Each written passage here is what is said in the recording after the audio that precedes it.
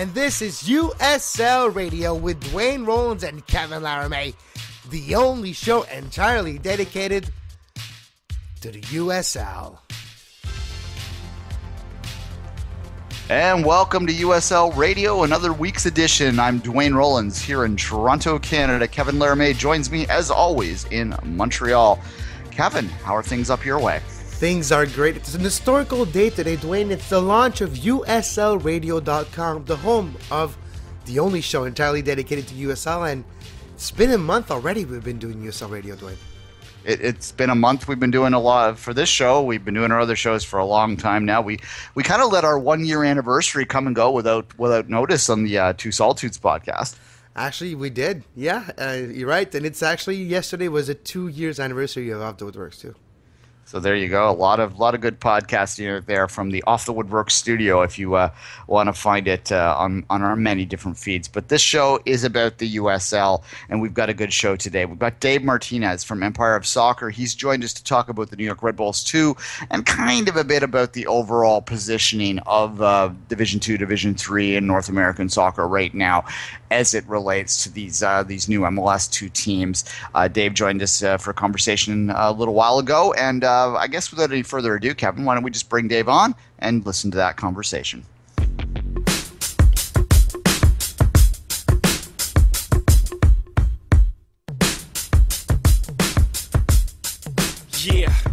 I'm out at Brooklyn. Now I'm down in Tribeca. And welcome back to USL Radio. I'm Duane Rollins. Dave Martinez, the editor of Empire of Soccer, joins us to talk about the New York Red Bulls 2. Dave, thanks for joining us. Absolute pleasure. Thank you so much for having me. As we go around the league, we like to sort of talk to people about what the philosophies of their clubs are, particularly when they relate to the MLS 2 teams. So we'll start there, Dave.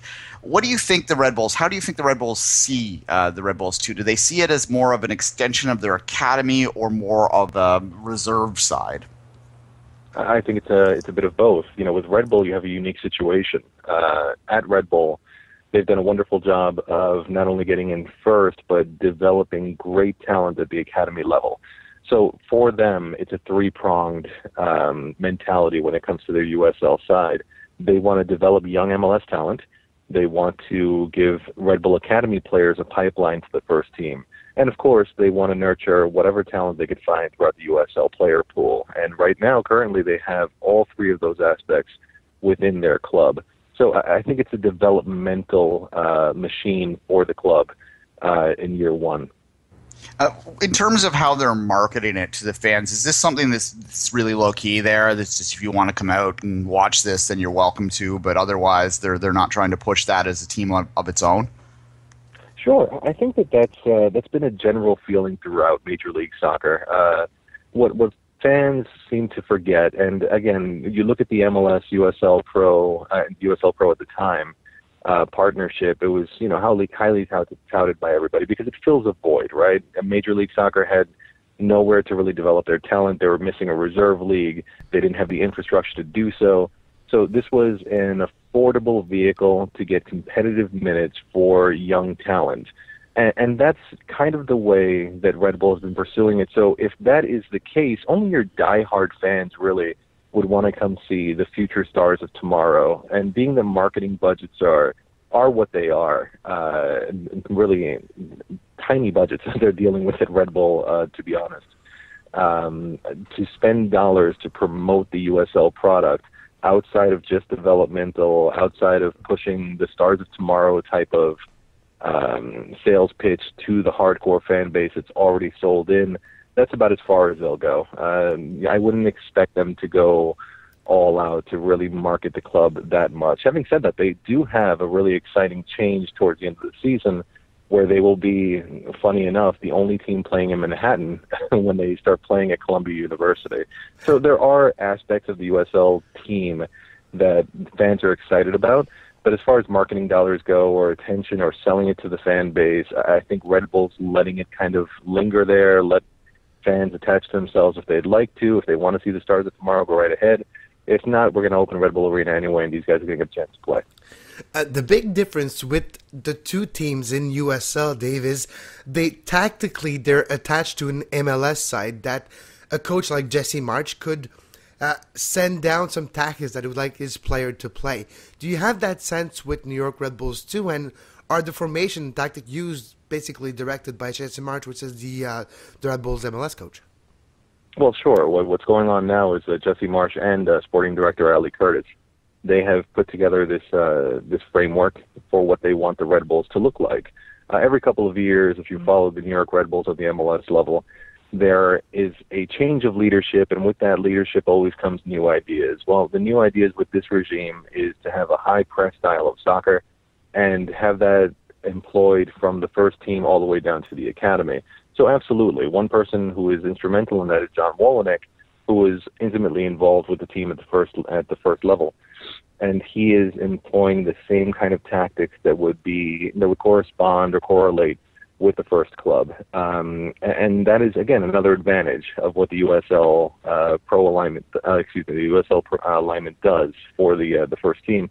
It allows young players to know what the expectations are going into the first team if they get that opportunity. And nowadays, with the changing landscape around the Red Bulls, young players do have a realistic chance of breaking through, and that's the selling point that Marsh, Curtis, Wolyniec are selling to the young players. Do well here, we'll be paying attention, and if you do your job, if you find yourself succeeding in the system, there is a chance that you can go up from the USL to MLS. We haven't seen it yet, but we're only a couple of weeks into the season. If you're looking at the standalone team in USL, Dave, they don't have that partnership, but they have a certain freedom that they can go elsewhere with roster and with tactics. Do you think that can be an issue over a season where you're not boggled and obliged to play a certain way, but you do have other end goals than just win games? I mean, that's the way I look at club soccer, guys. I would like to see it as I see it around the world, which is independent, which is playing towards the fans, playing towards community. I am not necessarily one of those people that's in the camp of praising this alignment, because it does kind of dilute the competition, right? I mean, it's unfair for a club, and I'm just going to throw a name out there, affiliate or not, like the Rochester Rhinos. The Rhinos have a vibrant history, a hardcore fan base, and they've done it at a grassroots level. To go into a stadium and play an MLS side that just loaned 11 first-team players to their club, it puts them at a competitive disadvantage. And I think that people look romantically at last season at Sacramento, at what LA2 did and what they didn't do, at what the USL proper clubs did throughout that first season. And they look at it romantically and think that that is the standard, but we're seeing something different this year, guys. We're seeing the competition suffer a bit, I think, especially for those USL proper clubs, as you're referring to, that really don't have that affiliation. It's like it's sending a cavalry that to a battle that MLS clubs really don't care to win against clubs that really are in the competition to take a championship.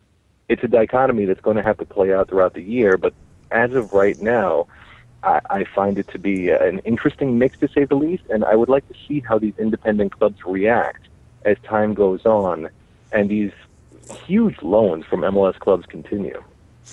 Dave, speaking of huge loans from MLS clubs, you had the first New York derby of sorts last weekend with Wilmington. Yeah. NYCFC's affiliate sent several players. I think it was 8 players down or something. 7 or 8 players, What's your thoughts on that? Well, again, it goes back to what I was saying, right? It's a match that, at the very least, was intriguing walking in, that the Wilmington Hammerheads have this affiliation with NYCFC, and the New York Red Bulls have their own proper club. The Red Bulls didn't really necessarily loan out players for that particular match, but here comes an announcement via Twitter mere minutes before the match from the Wilmington Hammerheads, not even NYCFC, saying, oh, by the way, we're going to have 8 professionals in our lineup, and the score reflects that, 3-0 at the end of the day. That is the kind of competitive imbalance or confusion, really, that I have with this alignment. What is the future of D2 going to be? It's a piece, actually, that I'm working on right now for Empire of Soccer, where I delve into it. I'm not trying to say that North American Soccer League is the right model, or that, not that they're the right model, but that they're perfect. Clearly they're not. There's been plenty of missteps on that Division II level. But does North American soccer want to go into the realm of Major League Baseball where you have minor league systems? Do we really want to Americanize North America on the soccer aspect of things? I don't know if it's feasible for Major League Soccer. If you're talking about the health of the first division, it is the very best solution to make sure that MLS is at the top, that MLS is getting the best service possible, the best reserve leagues, the best reserve players, the best reserve competitions. But for these independent clubs in the lower leagues that have really toiled for years and struggled to make their fan bases, and is it the best for those clubs? That's where I struggle a little bit with this USL alignment. Again, I'll have more on it on Empire of Soccer as my thoughts continue to evolve on this, but as of right now, that's the way I'm looking at it. It's independence versus development. Both of them develop strong talents. Which one is best for American soccer moving forward? Same type of question goes in the same vein, and a conversation we'll have later, me and Duane, about how in Canada this year, with the 3 new USL team, in Canada we've been asking for a Division 1 type of league for new teams, for teams to represent maybe the future of that league. At least the teams are getting going now. Do you see that model with more USL team in Canada as a future helpful bonus for the men's national team in our country, and maybe a blueprint that could be utilized regionally in the States too, to have better regions coming out, like more than just maybe Bay Area and Minnesota, to create a lot of good American players? I absolutely do. I think that there's an opportunity for everybody in North America to benefit Canada, the United States, what have you, from these alignments. You know, the only thing that would be really missing here, and I was hoping that something would come out of it towards the end of last year. I'm sure you guys are more on top of it than I am, but when the CSA was speaking to NASL about possibly uniting, doing something of a first division in Canada, I think that was a great idea as well. I think Canadian players today have better avenues than ever to develop within any system, whether it be MLS, USL. The game continues to grow in both of our countries, and we're all benefiting from it. Again, it's just which direction do you want it to go competitively? I'm not saying, again, I just want to clarify, I'm not saying that the games in USL have not been competitive. They have.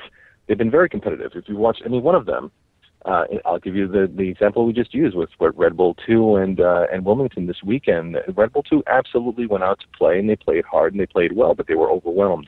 That does help in development. Wins and losses, and overall don't matter when it comes to the development of singular players.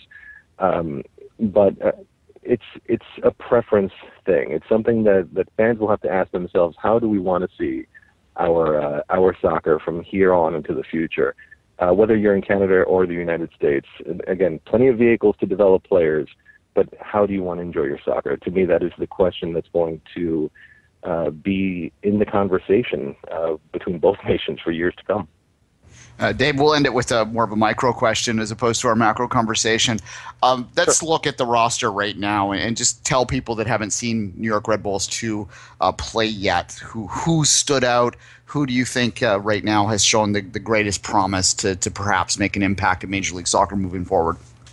Well, one name that everybody's familiar with is Leo Stolz, who's wearing the armband for Red Bull 2 right now, and he's been fantastic in midfield, as has Sean Davis. Both of them were highly rated college prospect players, and again, this is a vehicle that has helped them get professional minutes and really succeed. So those are two players to keep an eye on. Marius Obakop, who I've loved since I think he signed on with the Red Bulls a year or 2 years ago, couldn't manage to break the lineup because you're dealing with Thierry Henrys and the Cahills and the Bradley Wright Phillips and Lloyd Sams of the world. But that's a bright young talent, great young Cameroonian talent, Anatolia Bang as well. You have plenty of talent to go around, and these young players are doing nothing but benefiting from it.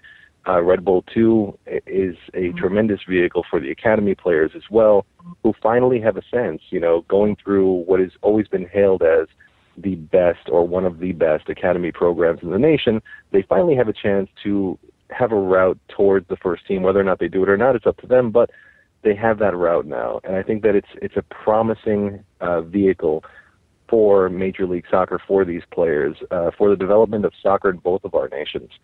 So as far as the team goes, Leo Stolz, Sean Davis, Santi Castano, if you want to see more of him, he's been on the bench for years with the Red Bulls, he's had his good and bad moments. There's plenty of talent to go around when you're talking about these clubs.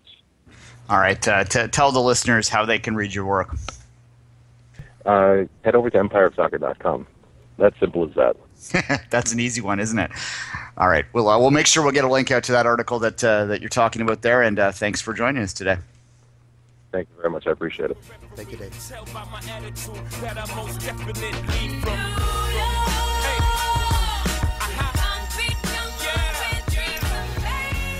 And welcome back. Thanks again to Dave for joining us there. We're laughing off air about the this idea of New York City sending down like 8 players. We're surprised they didn't send down Villa or something and put like a big toque over him low so that he could score like 3 hat tricks or something. But David Villa in the USL. I can't wait for the day. Yeah, well, the way it's set up, there's nothing stopping them from sending a DP down if they needed a conditioning stint. In fact, if DP were to get injured, that would be an interesting question of whether they would play a game in the USL. I doubt that they would. You would think that maybe they would have some common sense about that and not completely overwhelm the development side of things, but that is part of the model. Part of the model is to use it as a development league, so it is possible that we may see this year at some time or in the years ahead a DP of a big name playing in the USL. Can you imagine the attendance for a USL game if David Villa or announced a couple of days earlier that they're going to play? It's going to be crazy. Yeah, it reminds me of way back in I guess it was the 90s when Michael Jordan decided to play minor league baseball, and there's a great documentary on the 30 for 30 films that shows his year down there that I watched a few months ago that is interesting to see. At any rate, let's move on from that and go through our scores real quick. Interesting week, Kevin. I think that it's starting to settle in. We're starting to see where the top of the league is and where the bottom of the league is. There's going to be a few outliers here and there when certain teams get 8 players loaned to them and so on and so forth. But it's starting to shape out, I think. First score of the week is Portland and the Real Monarchs. That was a long time ago now, it seems like, but 1-1 draw there. Absolutely. Then we're going to Richmond. The Richmond Kickers 3-0 against the Wilmington Hammerheads. And you'll see later on in the scores, kind of a mixed week for the Wilmington Hammerheads. So 3-0 for Richmond. And in Montreal, the first outdoor game of the USL season, FC Montreal versus Rochester Rhinos at the turf field right next to Stade Saputo. Well, another hard game for FC Montreal. It wasn't that easy. Hard condition, a lot of wind, and 3-0 for Rochester. Yeah, it's going to be a tough season, I think, for that young team, but I think that's part of their vision is to throw them in the fire and see who comes out on top, right? Exactly. I think the best way, Philippe Lafroy said 2 shows ago, right here on USL Radio, I think it's throwing them into the deep end. It might take a while, but eventually they'll swim. All right, Colorado Springs. Good weekend for Colorado. We were making fun of them last week when we were talking about how they hadn't scored. Well, the Rapids went out and put 4 on Dallas, and Colorado Springs put only one, but they didn't allow, on the Real Monarchs. So that's 2 games this weekend for the Monarchs. 1-0 win for Colorado Springs. A new team this year, St. Louis FC, won versus an old team that had troubles last year but are rejuvenated this year. The Pittsburgh Riverhounds 1-1 against both teams. Yeah, the Riverhounds are an interesting team. They've had a couple good results so far. Another interesting team is Arizona. I kind of really like Arizona. I'm looking to maybe book a guest in the near future to talk about them. On 1-0 win over Austin, who struggled a little bit so far in their rebirth. Cascadia Derby last Saturday in the USL. Seattle Sounders 2, Portland Timbers 1. Seattle are always happy when they have a chance to beat Portland. It doesn't matter what league. Yeah, and we've mentioned this score a couple times, but Wilmington with their or New York City FC defeated the New York Red Bulls 2-3-0. Yeah, City 2. There you go. Orange County Blues FC 2, the Baby Whitecaps Vancouver FC 2-0. So 2-0 for the OC Blues. The OC Blues. I've always thought that it sounds awfully sad, that name. You live in the suburbs in the OC. It's the OC Blues, man. It's very sad. All right. Sacramento beat LA 3-1. Big game there. Big revenge game there for the Republic, who had, I don't know if it's a tough start, but certainly a little disappointing for them. Evan Ream. The famous championship hangover. Perhaps, yeah. Evan Ream, of course, who was on our show last week, he was nice enough to send us some sound. We're going to run that now. It's Ricardo Lopez talking about the start of the season for the Republic. That sound's going to be right here. Hey, Rodriguez. So how come you guys, I guess, 7 games have won 5 against the Galaxy? Why have you been so successful against this club?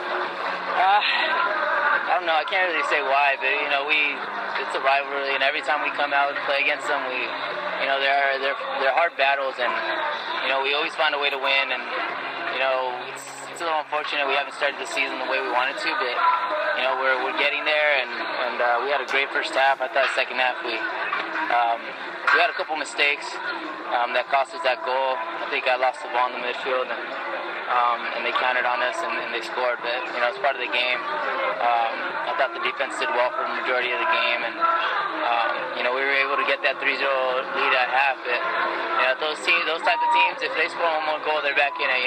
So next time we got to find a way to put them away.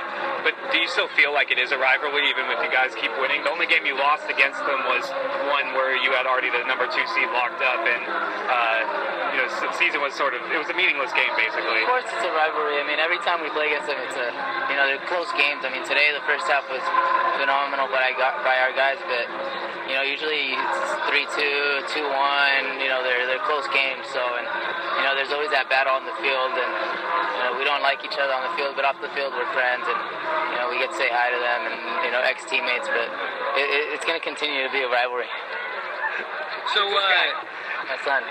What's his name? Roman Lopez. He likes soccer. Yeah, he loves soccer. He's a lefty.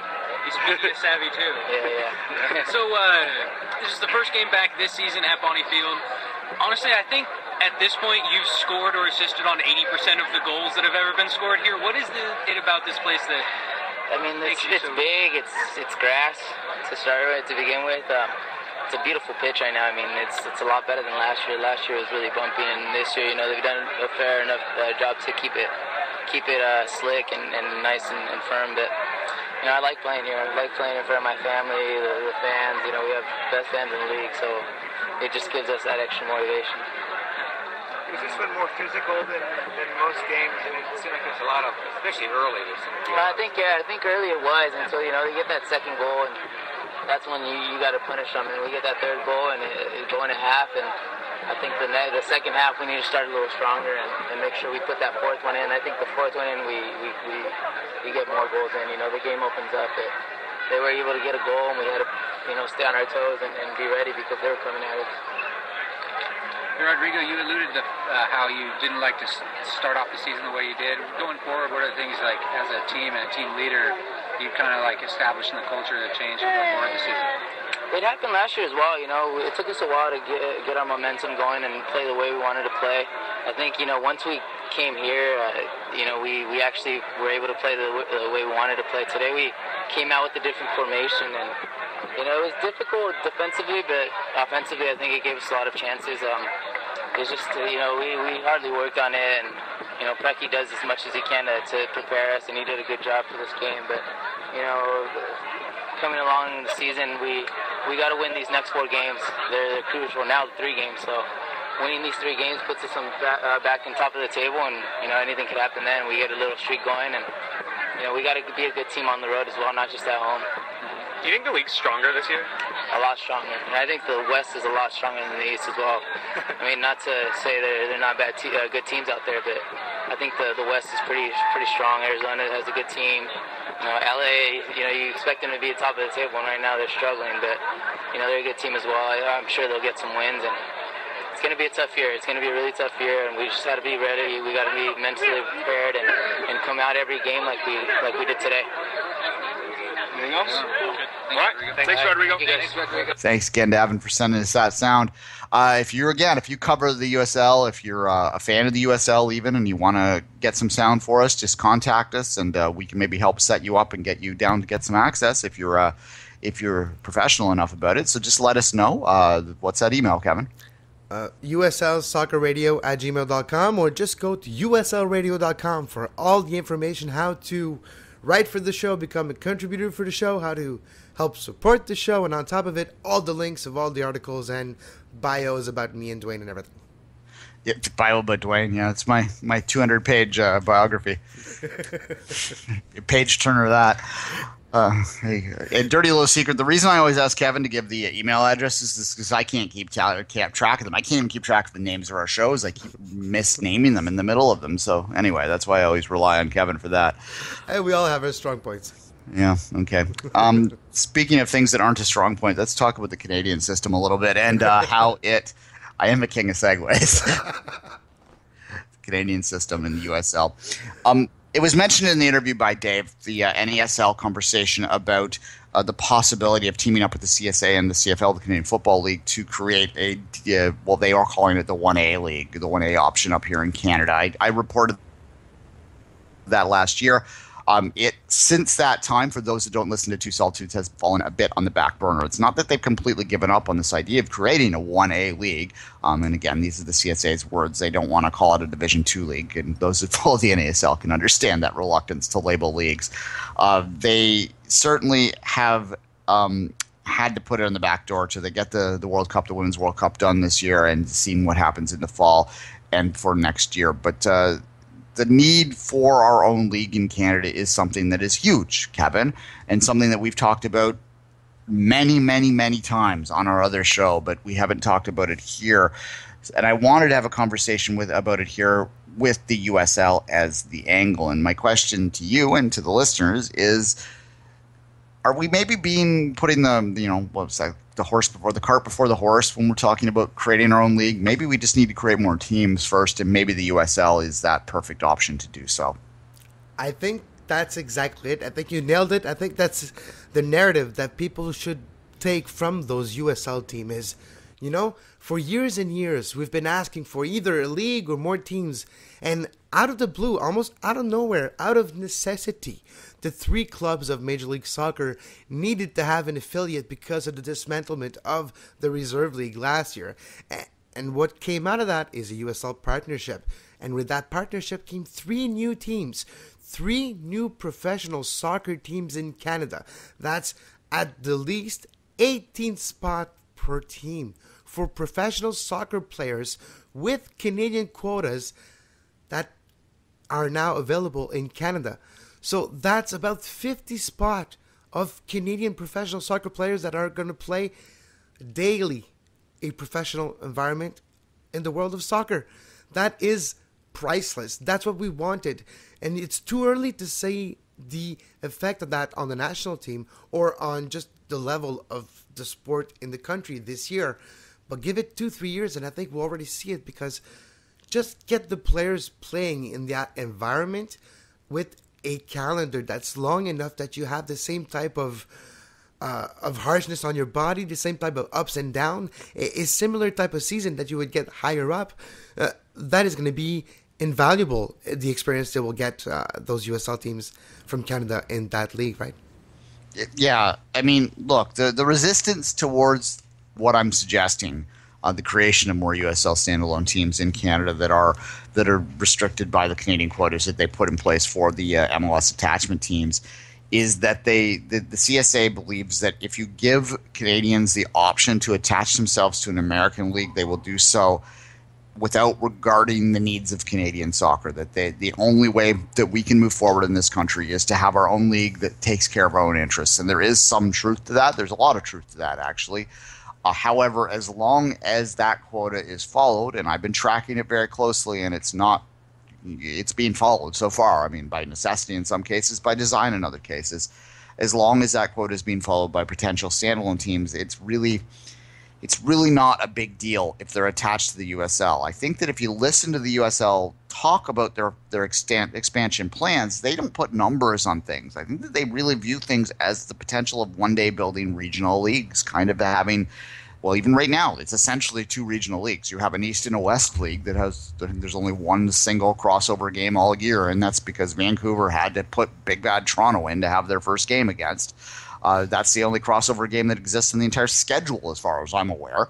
So, and nothing stops the USL from having an example of 220 teams conference or 30 teams conference to eventually have the USL Super Bowl or USL Big Game or USL Championship, whatever, USL Cup, whatever, call it whatever you like. But the possibility is there. And when you look at, that's what I like about the USL, what they're doing right now with the future of the USL and all that is, like you say, they don't quantify the amount of teams they would like to have. They just put standards of, if there's a fan base, if there's the soccer community is big enough and the soccer specific stadium, the USL level is there or available, it facilitates maybe the beginning of that franchise or that club, which is different. If you don't quantify it, after 2, you're not going to say, example, you find another team after you just announced 2 expansion, you find another market that are really interested in USL, like, we can't give it to you because we already gave the 2 franchise that we wanted to give. If you don't quantify it, it leaves it open for a really, truly deserving market to maybe have a team in a couple of years from now. Yeah, I think that, when you look at Major League Soccer and even the NASL, their criteria for expansion is a bit different. Their criteria is it has to fit certain marketing needs, it has to fit certain TV needs, it has to fit certain regional needs. I think the only need that USL expansion needs to fit is need. There has to be a lack of an opportunity, a lack of a top of a pyramid in a particular city or region within the United States or Canada that's not being filled. The USL should go in and fill it, because that's really, to me, what its great strength is to position itself, the USL, as the top of the development pyramid. We don't have promotion and relegation in this country. We don't have traditional clubs, which then forecludes us having traditional sort of segue ups for players. So if USL sort of fits that need, where in any particular region that you try and funnel all your players up to the USL team, where they eventually would then get an opportunity perhaps to move on to a USL or to an MLS team, an ASL team, whatever the regional professional team that's a franchise is there. I think that's the perfect solution. And within the Canadian context, I mean, this is a region within North American soccer right now, right? Canada is, and it's a region that's underserved. There aren't a lot of professional teams in this country. We have the 3 big ones, and then we have the 2 NASL teams, and then there's not a lot in between. A few PDL teams here and there. You look at those PDL teams, you look at a place like Thunder Bay. It's a highly successful PDL team. Why couldn't they have a USL team on top of that? Exactly. Maybe. I was thinking an example of Regina, Saskatchewan, where their CFL team is the greatest sport team in that area, and it generates massive amount of crowd. What if they had a USL team, which I don't care if it's affiliated or not, but if they had a USL team that would be the top tier of that local pyramid and could generate 3,000-4,000 people, it would be a huge success in that region. An example are the Charleston. Like the Charleston and Rochester model can work really well in some smaller cities in Canada as well.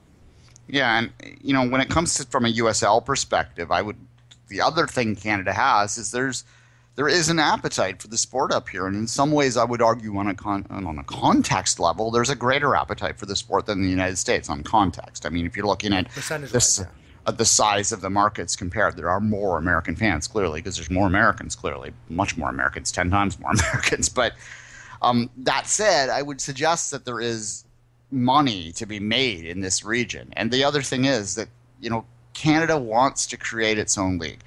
It wants to eventually be working towards the idea that we have our own teams competing against each other. If the way to do that is to do it as a ladder, to do it in segments, steps up that ladder, then they should be working towards that. And whatever league in the United States is willing to jump up and work with the CSA with a long-term plan that eventually may lead to independence up here, I think they're going to get that money that's there. They're going to get the stability that this country can add to their league if they're willing to work with the CSA. The NASL has shown some willingness. Maybe they backed off with that. There was an interview with Bill Patterson where he said that they quote-unquote dropped the ball last year on the Canadian stuff and they needed to get back and looking at that again. Well, there might be an opportunity there for the USL. I hate to get into these league wars in the United States because I don't really care. I just want to see the sport thrive up here, and I think that there is an opportunity with whoever league wants to grab a hold of it and say, okay, we're going to work with you to create the Canadian conference of our league. There is potential there, and the USL might be better positioned to do it because the USL already kind of has a regional thinking in its minds. And a relationship regardless with the CSA in a different level that the NASL has, and who knows, it could. It's easier to create a conference, and the feasibility and the amount of money necessarily to do that is a lot smaller than create your own league with its own infrastructure. So yeah, I hope it happens one day. Yeah, it's the best of both worlds in a lot of ways too, from the perspective of potential Canadian owners, because that's the other thing too. You have to have something that's desirable for people that have money to invest in, right? And one of the big resistance towards creating a Canadian league is you're creating something out of thin air that has a lot of risk associated to it. There's less risk when there's already an established infrastructure of a league around it, even if it is in a Canadian conference. And I think that the way that we have to do it, and I'm speaking as the Canadian perspective now, is that it just has to have a long-term plan. It has to be part of a plan. You can say, okay, we're going to work with the USL and we're going to recognize that it's unrealistic that we can start our own league for 10 years. But what we can do much quicker is get 7 more teams in Canada, in major Canadian markets that are serving those markets, that are going to compete against one another in a Canadian conference with a limited amount, with a playoff at the end, which includes the American teams, and with maybe some crossover games with American teams during the season, to allow them to both be playing in a Canadian competition and also playing within the overall umbrella that will appeal to an investor that likes that stability, likes that potential of competing against the American markets, which is what we're used to as Canadian sports fans, is competing against American markets, right? Yep.